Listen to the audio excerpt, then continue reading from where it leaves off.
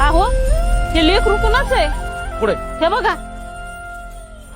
बाई तुझं आहे का? अहो बोलण्याच्या नादात आहे ना, विसरूनच गेले होते मी. तुला लाज वाटते काही? तेवढ्या लहान लेकराला एकटं सोडून गेलीस तू? म्हाताऱ्या लास्ट तुला वाटायला पाहिजे, तू पण एक लेकरू असंच एकटं सोडून गेला होता.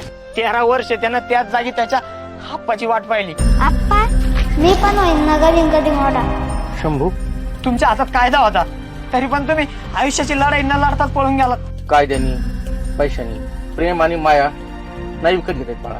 याच्यामुळेच तर म्हातारे जनावर खाटकाला आणि कापता येत नाही म्हणून आईबाप वृद्धाश्रमात किंवा वेगळे टाकले जातात. कोणीतरी आपलं येईल याच वेड्या मायेपोटी वाट पाहणारे डोळे सुद्धा त्या 4 भिंतीच्या आत कायमचे बंद होतात. एका पिढीचं दुसऱ्या पिढीवर कर्ज असतं. 15 वर्ष आम्ही तर 15 वर्ष तुम्ही आम्हाला सांभाळायचं असतं. त्याच कर्जाची परत फेड न करणारे गुन्हेगार आज तुमच्या समोर उभे.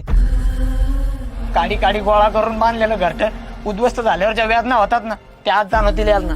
जोपर्यंत पंखात बळे तोपर्यंत पाखरानं उडत राहावं. आयतं बसून खाणारा माणूस कोणाला आवडेल सांगा? पण ती जमीन तुमची आहे.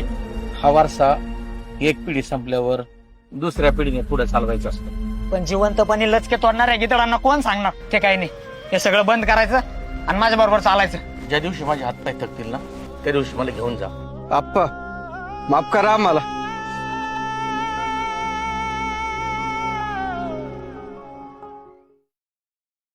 Download ShareChat.